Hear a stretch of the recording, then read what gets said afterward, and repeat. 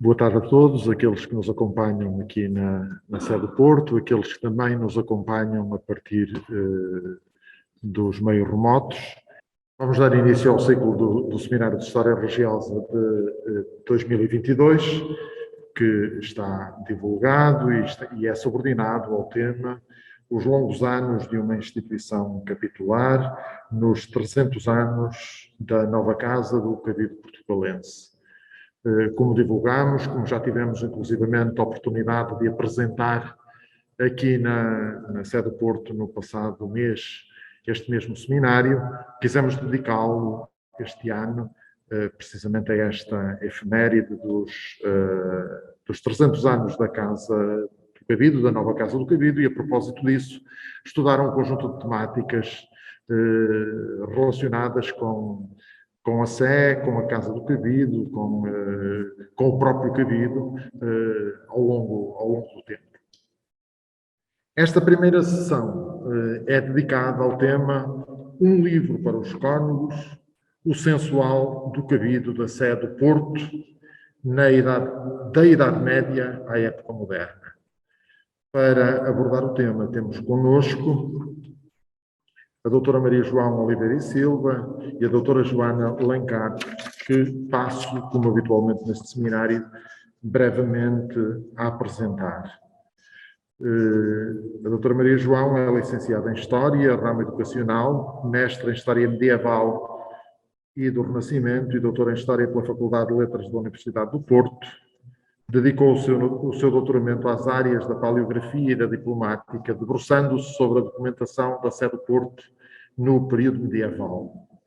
O seu projeto de pós-doutoramento, sediado no CERI e no CITSEM, centrou-se no tema Ensinar e Aprender a Escrever em Portugal na Idade Média.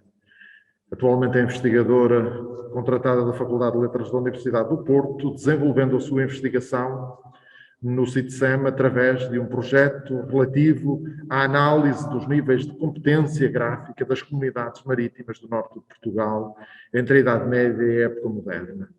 Dedica-se em especial à investigação nas áreas da paleografia e da diplomática medieval e moderna, da história da Igreja e da história do Porto, assim como ao estudo e publicação de fontes, nomeadamente de cartulários.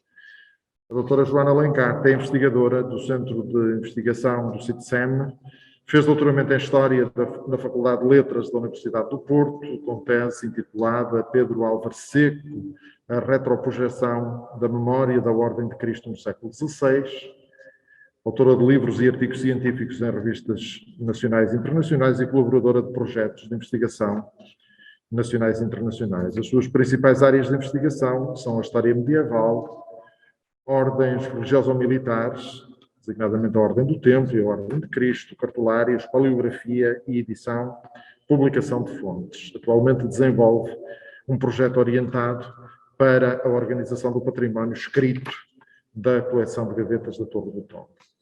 Ambas têm-se dedicado precisamente também à preparação da edição crítica do Sensual do Cabido e, nesse sentido, serão certamente as pessoas mais indicadas para tratarem connosco deste tema. Como habitualmente nós teremos, num primeiro momento, a apresentação do tema, no segundo momento teremos o diálogo, as questões entre todos. Esperemos também poder ter as questões a partir de casa, tentaremos que as coisas funcionem da melhor forma possível. Agradecendo à doutora Maria João Oliveira Silva e à doutora Joana Alencar por estarem connosco nesta tarde, passo-lhes de imediato a palavra. Muito boa tarde a todos. Antes de mais, gostaríamos de agradecer o convite para participar neste seminário e temos muito gosto em dar início a este seminário anual do Centro de Estudos de História Religiosa 2022, intitulado Os Longos Séculos de uma Instituição Capitular nos 300 anos da nova Casa do Cabido Portucalense.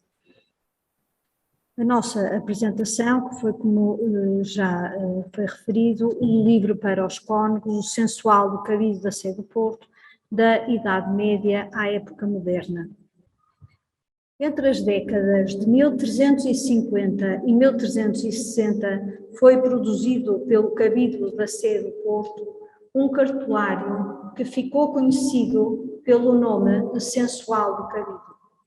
Na comunicação de hoje procuraremos dar a conhecer este códice medieval, mas acima de tudo apresentar alguns elementos que comprovam que o cartulário foi usado ao longo de vários séculos pelos cônegos e por outros eclesiásticos da Sé portucalense. Essa utilização demonstra que o sensual do cabido foi, ao longo dos séculos, um instrumento vivo e de grande valia, antes de mais para o cabido, mas também para a própria instituição diocesana. Algumas das questões que queremos aqui abordar são então as seguintes. Que motivações terão levado à redação deste códice? Qual a finalidade do registro? Quem o utilizou? Como o utilizou e em que circunstâncias? De modo a responder a estas perguntas, propomos aqui uma dupla análise. Por um lado, iremos observar as marcas de uso registadas no livro ao longo dos séculos, nomeadamente através das anotações marginais produzidas em várias épocas e dos documentos nele copiados em datas posteriores à elaboração original do códice, usando os fólios deixados inicialmente em branco. Dados recolhidos em fontes diversas mostram-nos que o sensual foi repetidamente usado pelos cônegos para diversos fins e que, em última instância, serviu de original à cópia integral que dele se fez nos inícios do século XVIII por mandado da canónica portucalense. Mas, a par de o usarem, os cônegos também souberam conservar o seu precioso códice medieval. Nesse sentido, procuraremos apresentar alguns dados relativos à guarda do cartulário dentro do cartório do cabido ao longo do tempo. Também será dada atenção ao modo como o códice foi usado enquanto fonte historiográfica, especialmente por autores ligados à própria Sé do Porto, muito concretamente o bispo Dom Rodrigo da Cunha e o cônego e diplomatista João Pedro Ribeiro.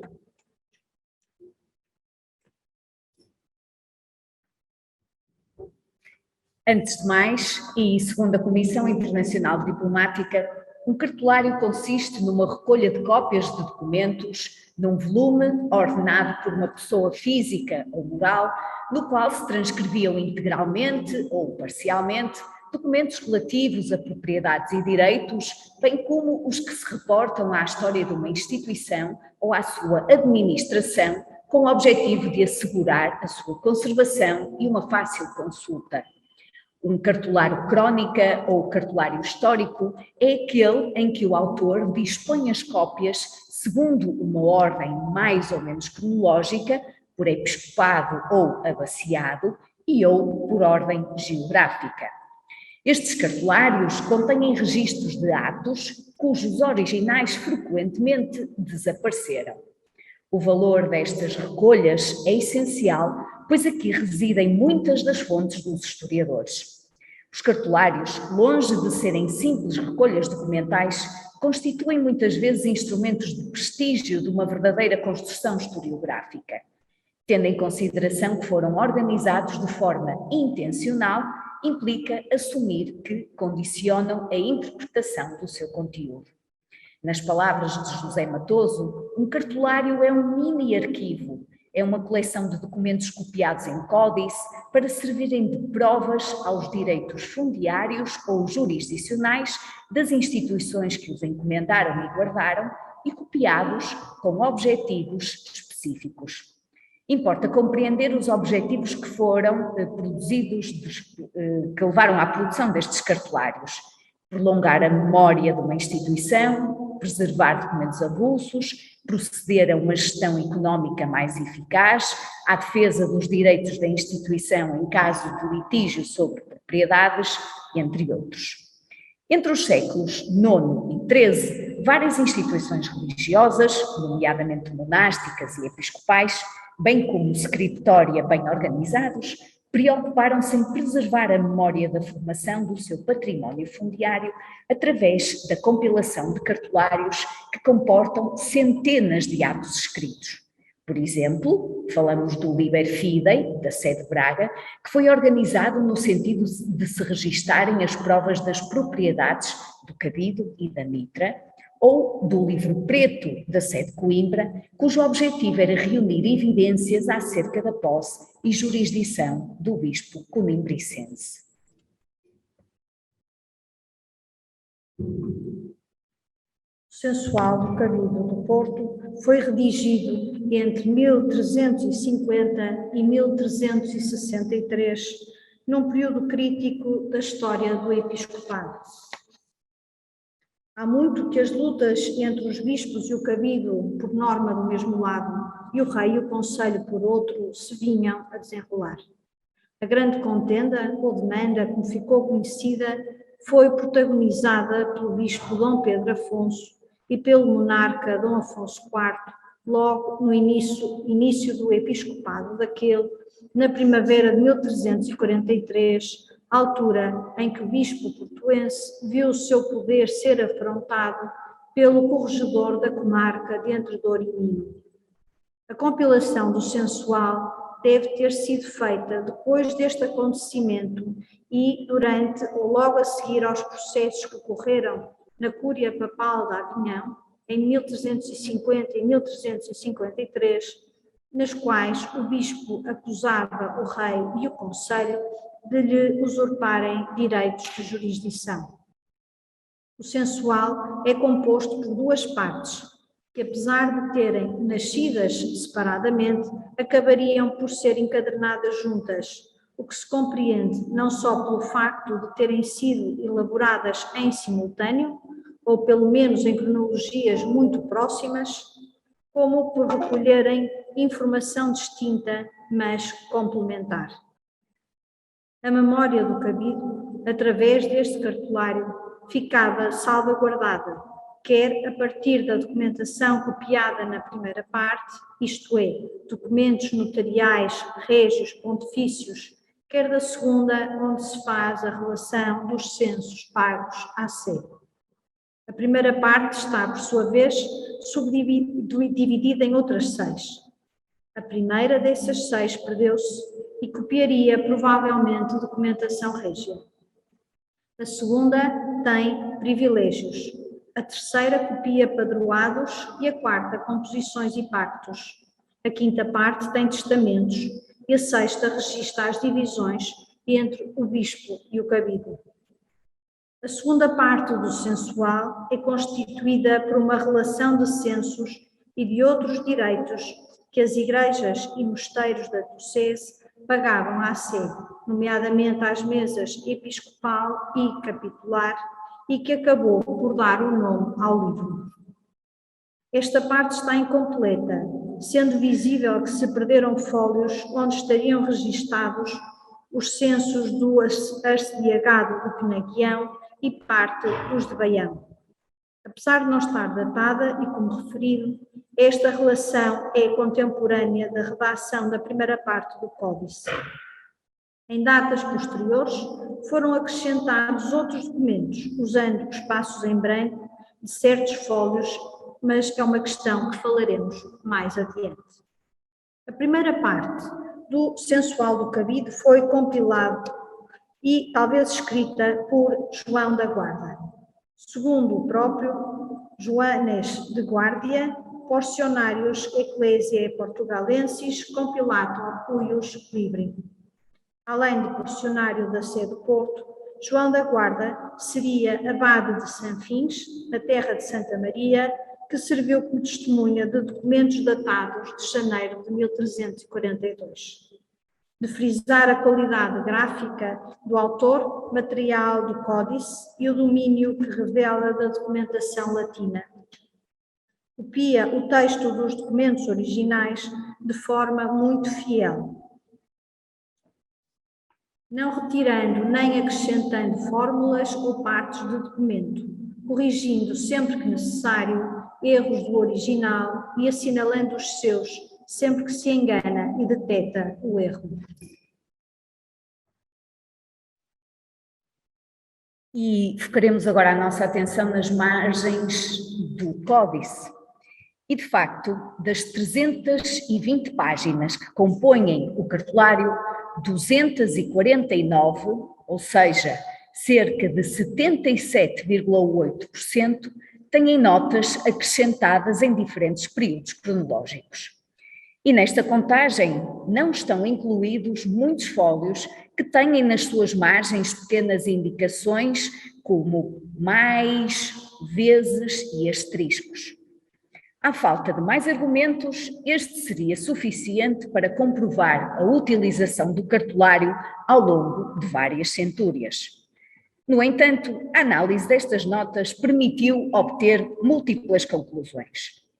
Antes de mais, que a mão que copiou o cartolário foi também responsável por acrescentar várias notas laterais, muitas delas a vermelho ou sublinhadas a essa cor. Trata-se de uma mão que usa um tipo de letra muito semelhante à usada no corpo de texto, mas ligeiramente mais cursiva. Estas notas são duplamente importantes. Por um lado, foi através de uma indicação marginal desta mão, precisamente esta que está projetada, que nos foi possível datar o cartolário do período entre 1350 e 1363, juntando estes elementos ao contexto histórico que já conhecíamos. Por outro lado, mostrou-nos que logo num primeiro momento existiu a vontade e a necessidade de fazer acrescentos de modo a salientar mais ou a explicar melhor alguma passagem do texto. E nesse sentido são da maior relevância indicações como capitulum, episcopum et capitulum, como aparece também projetado, ou decano et capitulum. Ou seja, notas que arriscamos classificar como egocêntricas. O livro era do cabido e para utilização dos membros do cabido, razão pela qual fazia sentido assinalar os documentos e ou as partes do texto consideradas mais interessantes ou mais úteis. Este comportamento foi recorrente ao longo do tempo. Outras mãos, muitas delas repetentes, no sentido de surgirem sistematicamente nos fólios do Códice, foram deixando nas margens laterais indicações que são verdadeiras provas de que este cartolário era utilizado pelos cônegos. É possível classificar essas anotações em algumas categorias. A mais fortemente representada é a que se refere a indicações relativas à obtenção ou exercício de determinados direitos, sobre patroados, sobre rendas, etc., principalmente em comparação com a mitra. Das muitas observações que poderíamos citar, escolhemos alguns exemplos que aqui projetamos. Por exemplo, a primeira, do lado direito, onde se diz por apresentação do bispo e do cabido, apresentationem episcopi et capituli. Ou então, no meio do lado direito, diz-se em tradução já para português, na verdade, a tributação da Igreja de São Veríssimo de Valbom é para o cabido. Ou ainda, uma indicação que está em baixo do lado direito, a Igreja de Alvarelhos é agora in solidum do bispo e a Igreja da Feira é do cabido, por troca feita entre D. João de Azevedo, o bispo, e o cabido referido. Ou ainda, o bispo Pedro, do bispo Pedro e cônegos e, por consequência, do cabido. Outras como os votos são da paróquia de Bolsas são do cabido, ou esta meia-conesia traz agora no ano de 1560 Vicente Ferreira e é da apresentação in solimo do cabido, ut patet, como fica claro em português, que está do lado esquerdo, ou ainda do lado direito uma nota que diz claramente em dois momentos distintos, escrita em dois momentos distintos, aliás a vermelho e a preto, e depois uma grande nota a vermelho que não chegamos a transcrever e a ler por ser de facto muito grande, mas que começava a Igreja de São Nicolau é do cabido. O bispo não tem nada em Vermoinho, nem em Nogueira, nem em Pindelo, acrescentando-se depois a Preto, posteriormente, o mosteiro de Vila Boa é do Cabido. E poderíamos citar várias notas deste género. Estas notas serviram também como uma espécie de costumeiro dos cônegos em relação ao exercício das suas funções, incluindo nesta categoria as funções de algumas dignidades, como a de tesoureiro, através de indicações como, no sino do lado esquerdo, obrigou-se o Cabido, em perpétuo, a ter 2 capelães cotidianamente a celebrarem no altar de Santa Catarina. Ou então, como está no meio, estabelecido que não se celebre missa no altar-mor por defuntos ou por bênçãos nupciais, a não ser por causa ou por pedido ou por razão do bispo ou do rei. Ou ainda à direita, e este em português, as rendas de Santa Marinha não podem haver senão os que estão da primeira glória até o fim das horas, e não lhes vale escusações nem serem ronceiros, e também de 2 casais. E a que eu talvez goste mais, que está do lado esquerdo em baixo, nota perigosa, dizem eles, excomunhão. Proveja bem o contador do coro esta excomunhão. E haveria muitas outras que poderíamos citar. No conjunto de marginália encontramos ainda uma série de notas classificáveis como verdadeiros comentários críticos dos respectivos autores ao conteúdo de certos documentos ou parte dos mesmos.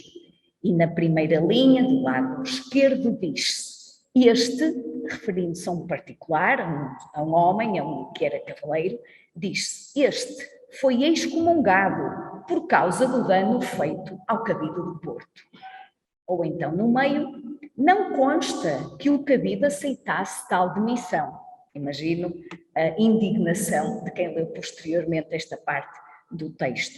Ou então, do lado, na última linha, na primeira linha também, no lado superior, crescendo as rendas, devem acrescer as distribuições. Ou ainda, na segunda linha, que o bispo não confirmará as eleições sem o consentimento do seu cabido, e isto nas destituições. Portanto, há aqui vários comentários dos cônegos em relação à ação dos próprios cônegos, mas também à ação do prelado. Numa quarta categoria, poder-se-ão enquadrar as indicações cuja finalidade era a de facilitar a utilização e a compreensão da estrutura interna do cartuário através de algumas notas remissivas internas, tais como a que está do lado esquerdo, está colocada no fólio 138, verso, que é o lugar próprio ou apropriado. Ou ainda, a do lado direito, esta carta deve estar colocada depois das 2 subsequentes. E nesta categorização não foram incluídas centenas de notas marginais cujos objetivos específicos desconhecemos. No entanto, certo é que todas elas serviram em última instância para salientar excertos específicos do texto e refletem a necessidade de intervir no códice por qualquer motivo concreto. Uma das mãos que acompanhamos ao longo de todo o cartuário foi repetindo vezes sem conta a palavra IC, é este IC que aqui está, que nós já conhecemos tão bem, em português, aqui. Portanto, ele sistematicamente diz aqui, aqui, aqui. Uma outra, bastante mais moderna e também muito repetitiva, dedicou-se à identificação, até por vezes errada, do nome dos bispos referidos nos documentos e à data dos mesmos, também muitas vezes errada. São exemplos de tantos outros anotadores incógnitos cujos propósitos das respectivas notas ficaram, também eles, incógnitos. Mas as notas marginais do sensual não são os únicos testemunhos da sua utilização constante ao longo do tempo.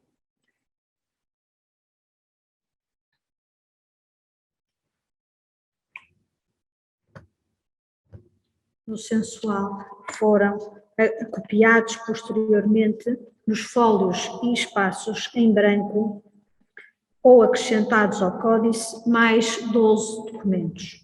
Um na segunda parte, 4 na terceira, mais 4 na quinta parte, 3 na sexta.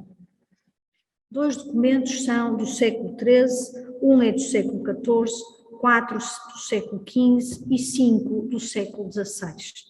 Antes de mais, é importante destacar 2 destes documentos por serem de data anterior à elaboração do próprio censual.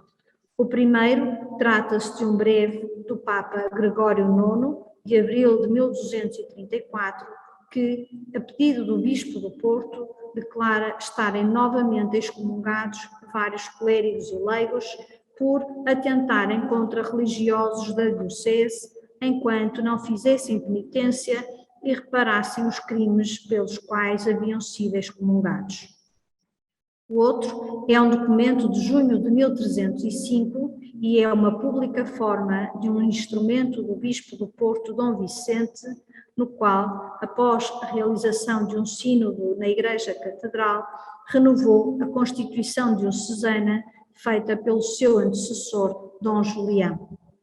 Há ainda um outro documento copiado posteriormente que se reporta uma visitação ao cabido no episcopado de Dom Baltasar Limpo. O bispo, no contexto da visitação que fez à sua sé, dava autoridade à pública forma de uma letra de visitação do bispo Dom João, não datada, mas tendo em conta os membros do cabido nela citados, é atribuível ao período entre 1373 e 1389. Refira-se um pequeno conjunto de documentos muito importantes para a organização e estruturação interna do próprio cabido. Os relativos à criação do Arcediagado de Oliveira, do Arcediagado do Porto e do Arciprestado da Sé, este último copiado até 2 vezes, ou seja, relativos a figuras-chave do cabido do Porto a partir do século XVI. Há ainda um outro conjunto de documentos relativos ao cumprimento das determinações testamentárias de Dom Mendo, deão do Porto, e de seu irmão Domingos Pais, cônego do Porto, nomeadamente no que refere à transferência para a mesa capitular da gestão de uma capelania da Sé que fora instituída pelos 2 irmãos. Neste contexto, é importante destacar ainda o in-folio do testamento de Dom Pedro Salvadores, bispo do Porto, que na realidade foi copiado, mas trata-se aqui de um original, aqui cozido, e cuja intenção não é de toda clara, visto o referido testamento estar copiado no próprio censual.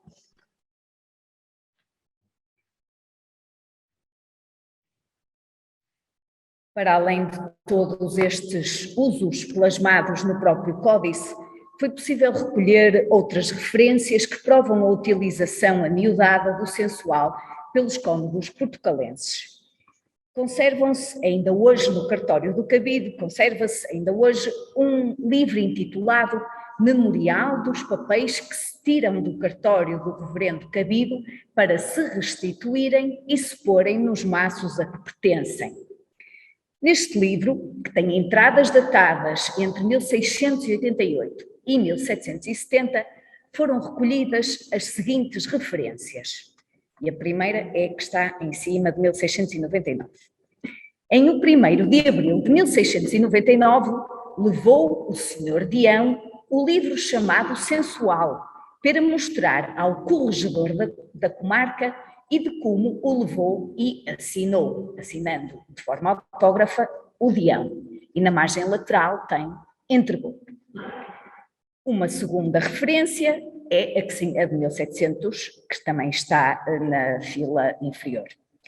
Em 21 de abril de 1700, levou o senhor Deão os papéis e livros seguintes para mostrar ao corregedor da comarca que há de informar na provisão que alcançamos de Sua Majestade para se trasladarem em forma autêntica.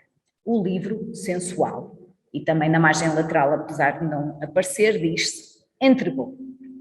Uma outra referência que diz em 24 de junho de 701, levou o arcediago de Oliveira, coadjutor, 2 livros, o sensual e o roteiro, e também se diz entregou. Em 7 de novembro de 701, levei o sensual deste cabido, e assina Luís de Magalhães, arcediago de Oliveira. E um tal de Sousa, que devia ser o cônego cartorário, escreve também entregou.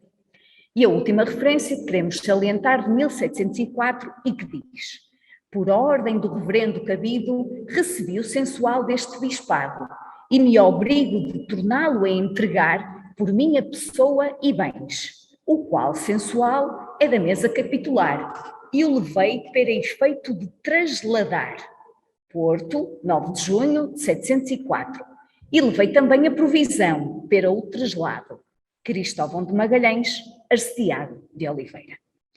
Estas indicações mostram que o sensual foi requisitado e saía com alguma frequência do arquivo capitular. Talvez as saídas mais importantes tenham sido as de abril de 1700 e junho de 1704, estas duas últimas. Estas anotações remetem-nos para o momento em que os cônegos decidiram iniciar o processo necessário para mandar fazer o traslado autêntico do seu cartolário medieval. Uma pequena nota apenas para salientar que o sensual não saiu do cartório apenas a pedido e para uso dos membros da canónica. Em dezembro de 1711, o cônego Bernardo de Azevedo de Carvalho diz que levou o sensual para o mostrar ao ilustríssimo senhor bispo, e em janeiro de 1714, o mesmo cônego levou novamente o cartolário para ver o senhor bispo a algumas coisas, referindo-se em ambos os casos a D. Tomás de Almeida.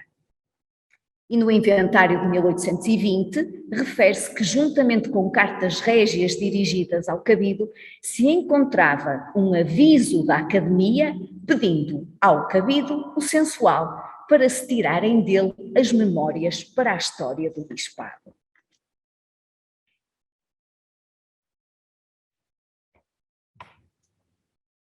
Voltando um bocadinho atrás, à indicação de que em 1704 o sensual voltou a sair do cartório para ser copiado. Antes de iniciar a transcrição do cartolário, o tabelião responsável pela execução da tarefa copiou entre os fólios 1 e 4 verso a documentação produzida no âmbito da solicitação desta cópia. Através destes documentos, ficamos a saber, em primeiro lugar, que o processo de traslado, não só do sensual como de outros papéis da canónica, havia começado há alguns anos antes e está diretamente relacionado com o pedido que atrás apresentamos, feito pelo Deão a 21 de abril de 1700, para retirar o livro do cartório para o mostrar ao corregedor da comarca.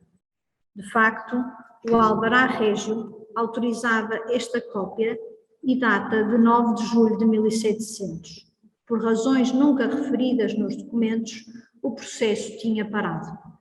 Por este motivo, a 10 de janeiro de 1706, o cabido fez perante o desembargador régio uma nova apresentação de petições e alvará para serem citadas todas as pessoas que tiverem dúvida ao traslado do sensual e mais papéis pertencentes ao dito reverendo cabido. Na petição inicial, o cabido solicitara ao rei o traslado judicial do livro chamado sensual e outros muitos papéis, documentos e escrituras que tinha no seu arquivo. A tarefa deveria ficar a cargo de um tabelião de notas da cidade, acabando por ser nomeado tabelião Gonçalo Luís. Depois de copiados os despachos, éditos, requerimentos, procurações e todas as diligências exigidas por lei, a 14 de março de 1706, o tabelião deu por concluído o processo, dando-se início ao traslado do sensual, que Temos aqui algumas imagens, sobretudo as correspondentes ao início das partes do livro. Em agosto desse mesmo ano, 1706, o trabalho estava já pronto, como testemunha uma entrada do memorial dos papéis que se tiram do cartório e onde diz: levou o reverendo tesoureiro Mor o sensual novo, encadernado, em bezerro, estando presente os reverendos Arcediago de Porto e Arcediago da Régua. Poder-se-ia pensar que, uma vez na posse de uma cópia notarial autenticada do cartulário original, os cônegos deixassem de usar o velho códice, passando a utilizar o novo sempre que tal fosse necessário. No entanto, várias entradas do já referido memorial atestam o contrário.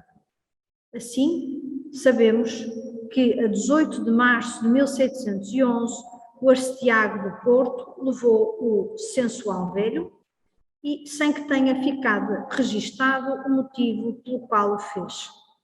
A 12 de abril de 1720, o mestre de escola afirma: levei os 2 livros do sensual e em outubro do mesmo ano é registado que o sensual velho está em São Domingos. O reverendo Arcediago de Oliveira tem o sensual novo.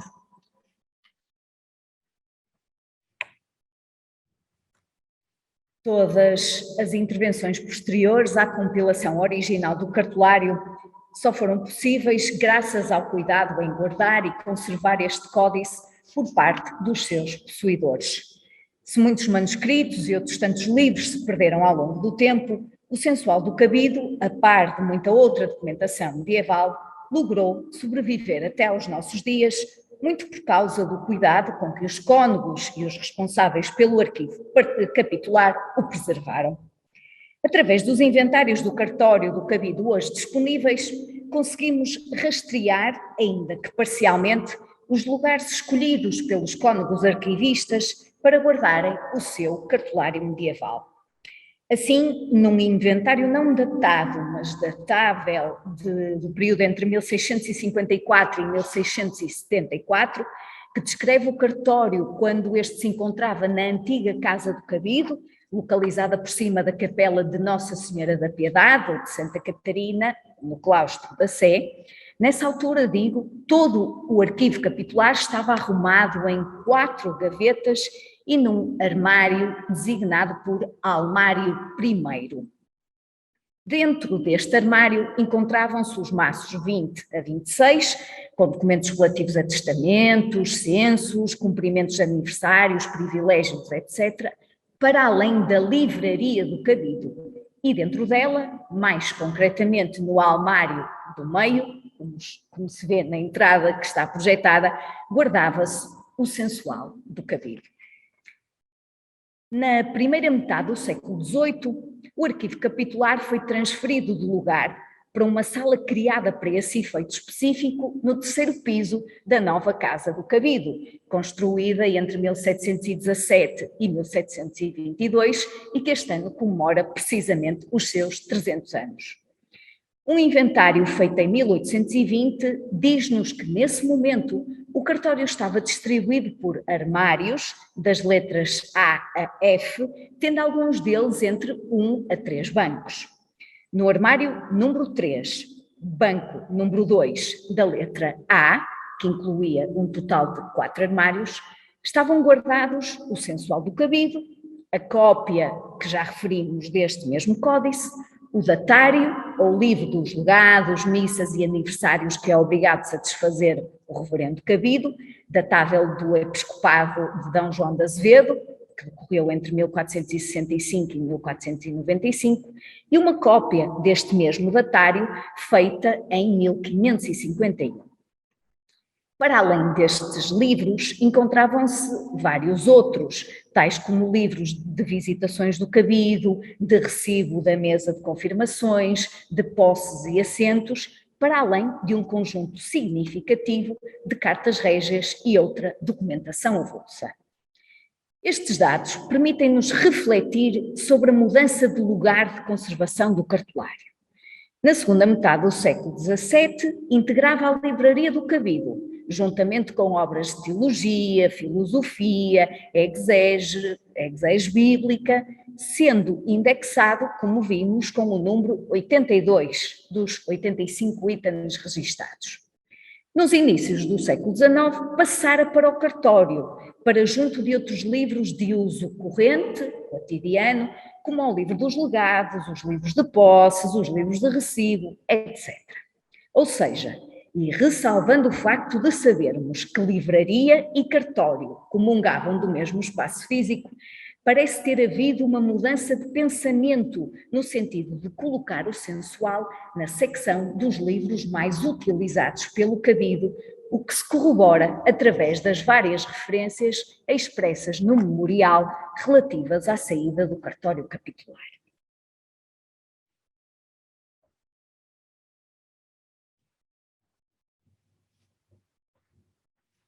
Um último ponto que gostaríamos de analisar é o da utilização do sensual do cabido como fonte de investigação histórica produzida por eclesiásticos portucalenses. Nesse sentido, cabe a Dom Rodrigo da Cunha um lugar de destaque.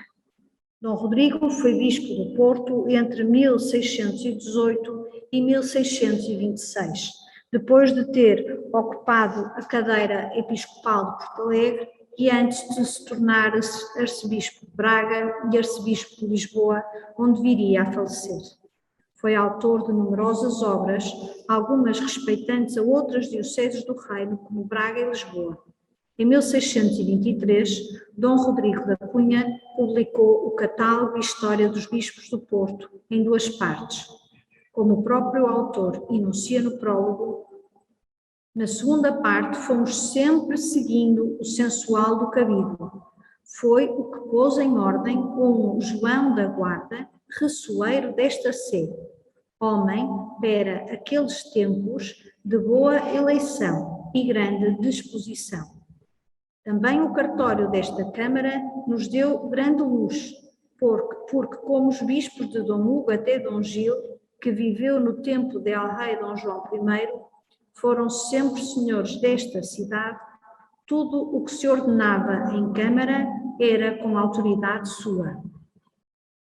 Dom Rodrigo da Cunha, na segunda parte do seu catálogo, transcreve alguns documentos que lhe pareceram pertinentes para a sua exposição, traduzindo-os de seguida. Em épocas mais recentes, particularmente nos inícios do século XIX, o sensual foi alvo de um estudo do ponto de vista paleográfico e diplomático.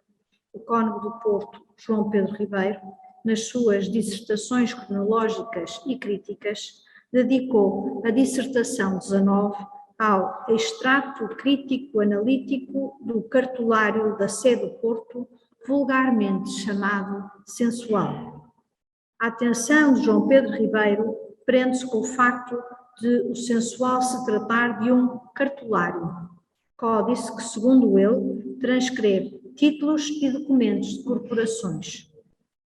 O autor assinala já o facto de o livro começar pela segunda parte, desconhecendo-se qual seria a primeira, aventando, contudo, que é provável que contivesse diplomas régios, bem que alguns se transcreveram nas outras partes. João Pedro Ribeiro começa logo por assinalar erros de datação não corrigidos por Dom Rodrigo da Cunha quando consultou o sensual para redigir o seu catálogo. Ribeiro continua a sua análise, redigindo sumários mais ou menos longos da maioria dos documentos, indicando, quando é o caso, onde se encontram copiados e ou publicados. Na realidade, acrescenta pouca ou nenhuma informação aos sumários e títulos dos documentos do sensual. Outras vezes, tem esclarecimentos bem pertinentes, respeitantes à datação de alguns documentos, cuja data terá sido mal copiada pelo copista, incorrendo no erro da não leitura do X aspado. Assinala também os documentos copiados posteriormente, aproveitando os espaços em branco deixados pelo copista do sensual. João Pedro Ribeiro contesta ainda a atribuição da redação da relação dos censos de Dom Rodrigo da Cunha ao Bispo Dom Baltasar Limpo, apresentando os seus argumentos, em particular as moedas e as medidas usadas no manuscrito.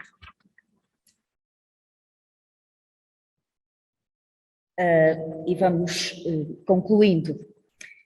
Desafiadas pelo título Um livro para os cômodos, procuramos ao longo desta apresentação provar que o sensual do cabido foi um instrumento vivo e de uso constante desde o momento em que foi produzido.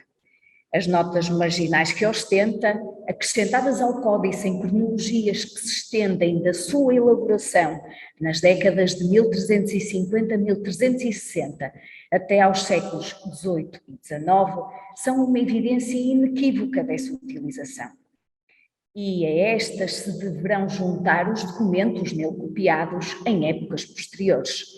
Constituem-se ambos como verdadeiras camadas estratigráficas, com caráter, conteúdo e objetivos diversificados, mas reveladoras de uma grande proximidade entre o objeto, o cartulário, e os seus possuidores, os cômodos. Salientar igualmente a utilidade do cartulário a partir das referências à sua requisição por parte de diferentes membros do cabido e a respectiva saída de dentro das paredes do cartório. Este necessitar constante de apresentar o sensual, pelas mais variadas razões, fez-nos refletir sobre a capacidade de resistência material do códice e ajuda-nos a justificar o seu péssimo estado atual de conservação, muito especialmente da sua encadernação. A solicitação do traslado autêntico do cartulário, feita pelo cabido e autorizada pelo rei em 1700, não deve ter sido alheia à enorme frequência com que se utilizava o sensual. Mas mesmo depois de feita uma cópia, o velho sensual, como é identificado, continua a ser útil e a sair do arquivo capitular. Aí foi guardado ao longo do tempo, vivendo as mudanças do lugar do cartório dentro da própria sé e, talvez mais relevante, as mudanças dentro do próprio cartório, ora estando integrado na livraria, ora junto de outros livros de uso cotidiano. Depois de algumas vicissitudes, porque passou nas primeiras décadas do século XX, logrou chegar aos dias de hoje, mantendo-se como uma fonte indispensável para o estudo não só do cabido, como da Diocese do Porto, desde a sua restauração, como bem nos mostram os trabalhos de Dom Rodrigo da Cunha e de João Pedro Ribeiro. É por isso nossa intenção continuar a estudar e agora publicar este cartulário medieval e valorizar a sua história e memória. Muito obrigada.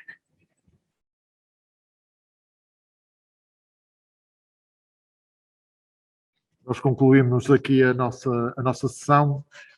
Peço desculpa que, de facto, houve aqui alguma dificuldade de se ouvir as perguntas que estavam das pessoas que estavam aqui.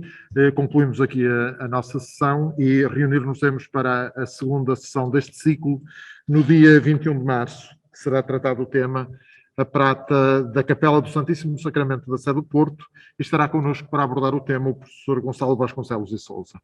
Muito obrigado a todos, também aqueles que participaram remotamente nesta sessão.